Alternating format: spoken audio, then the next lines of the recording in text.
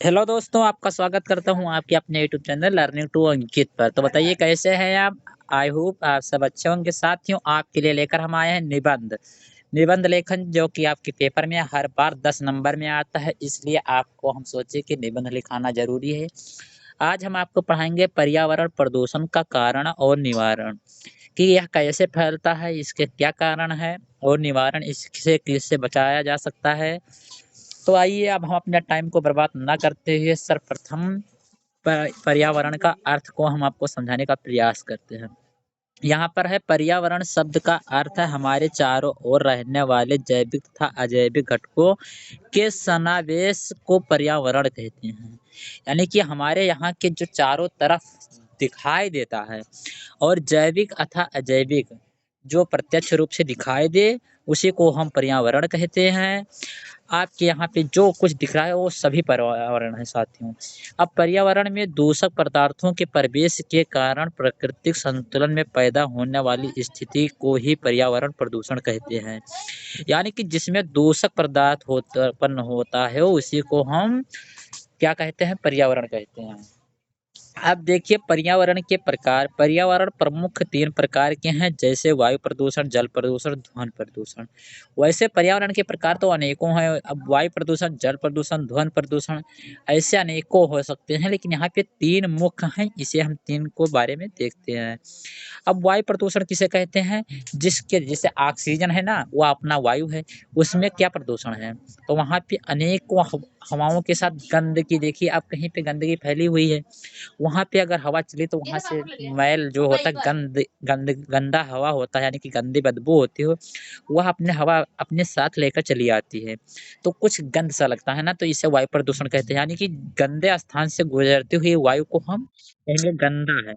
अब यहाँ पे जल प्रदूषण, आजकल देखिए तो लोग जितने हैं वह जितने कूड़ा-करकट होता है ना, उसे प्रदूषण में फेंक देते हैं या जल में फेंक देते हैं जिससे हमारा जल प्रदूषण हो जाता है और वह पीने योग्य नहीं होता है।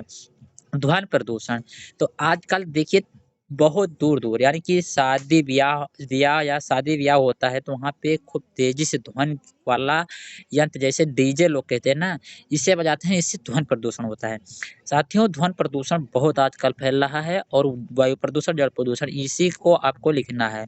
अब लिखा है पर्यावरण प्रदूषण के कारण, अब हम आपको यहाँ पे वायु प्रदूषण और जल प्रदूषण और ध्वनि प्रदूषण के बारे में बता चुके हैं। अब पर्यावरण प्रदूषण के कारण क्या है? प्रदूषण का मुख्य कारण बढ़ती हुई जनसंख्या है। साथियों इसमें बहुत सही लिखा है क्योंकि आज हमारा भारत देश जनसंख्या का दूसरा स्थान यानी कि जैसे पहले चीन था, लेकिन अब 2000 जो 21 में जनगणना हुई, तो इसके अनुसार हम बता सकते हैं कि हमारे यहाँ पे दुनिया का सबसे नंबर 1 देश भारत है, जहाँ पे सबसे ज़्यादा जनसंख्या है। यहाँ पे लिखा है जनसंख्या की अधिकता से जनता की माँग बढ़ रही है। यानी कि जितनी अधिक जनसंख्या उतनी ही अधिक हमें संसाधन की आवश्यकता होगी। अगर मान लीजिए आपके घर में अगर 1 परिवार है तो 1 मोटरसाइकिल की आवश्यकता है, अगर इसी में 2 मोटर परिवार हो जाएँगे तो 2 मोटरसाइकिल की आवश्यकता होगी। उसी प्रकार यहाँ पे समझिए जनसंख्या की अधिकता से जनता की माँग बढ़ रही है। जितनी अधिक जनसंख्या होगी उतनी ही आपको संसाधन की ज़रूरत होगी। निम्न माँग पूरा करने के लिए कल-कारखानों की स्थापना की जा रही है। अब यहाँ पे जितना ही अधिक जनसंख्या होगी, उतना ही कल-कारखाना लगाया जाएगा, तो उतनी ही तो प्रदूषण बढ़ेगी। तो इन कारखानों से निकलने वाले धुआँ विषैली गैस से वायु प्रदूषण हो रही है। यानी कि यहाँ पे जितनी विषैली धुआँ होती हैं, उससे हमारा वायु प्रदूषण होता है, तो वही यहाँ पे कहा गया है। लोगों की विवेचनाहीन व्यवहार से शहरों में कई पार्टियों से निकलने वाली रासायनिक त्याज्य को जल मूलों से छोड़ने में से और देहातों में अज्ञान के कारण जल प्रदूषण हो रहा है। यानी कि कूड़ा-कचरा जो होता है उससे जल में फेंकने से तो ही होता है जल प्रदूषण। अब मोटर की कल-कारखानों की भोपों से और शुभ कार्य के संदर्भ में लगाई जाने वाली साउंड सिस्टम के कारण शब्द प्रदूषण हो रहा है। इस समय प्रदूषण हो रहा है। अब आपको हम प्रदूषण का निवारण बता दें, तो मानव जनसंख्या वृद्धि को रोकना चाहिए। यानी कि सबसे पहले आपको जितनी जनसंख्या वृद्धि है इसे रोकना चाहिए और नागरिकों में प्रदूषण का कुप्रभाव का ज्ञान कराना चाहिए। यानी कि आपको प्रदूषण के बारे में लोगों को बताना चाहिए कि हाँ, इससे हमें यह बीमारी हो सकती है, इसलिए प्रदूषण कम करें। अधिक से अधिक वृक्षारोपण कराना चाहिए। हर एक व्यक्ति अगर एक वृक्ष लगाए, तो इससे भी आपके यहाँ का जो प्रदूषण है, उसे संतुलित बनाया जा सकता है। और घरेलू कारखानों से निकले हुए विशिष्ट यानी कि अपशिष्ट पदार्थ को नदी, नालों एवं तालाबों में नहीं डालना चाहिए। लोगों में ध्वनि प्रदूषण से होने वाले रोगों से जानकारी करवाकर उन्हें जागरूक करना चाहिए। यानी कि हम जितना अधिक प्रदूषण के बारे में लोगों को बताएँगे, उतना ही अधिक हमारे यहाँ उसका निवारण होगा। साथियों, अब देखते हैं उपसंहार।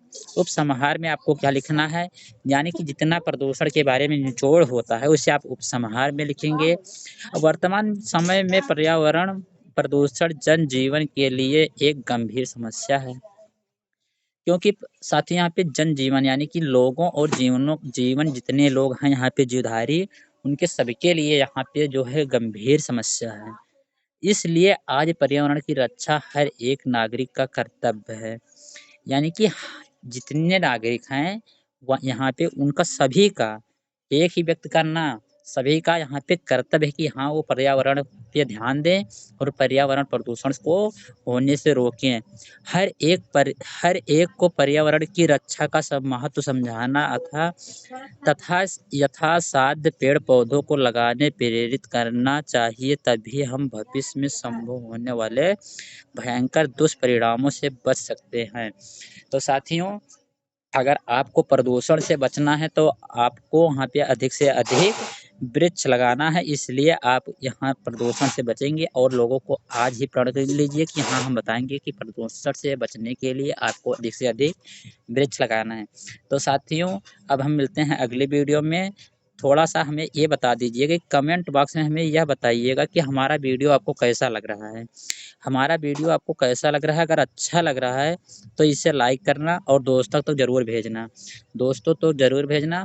तो मिलते हैं अगले वीडियो में, तब तक के लिए जय हिंद, जय भारत।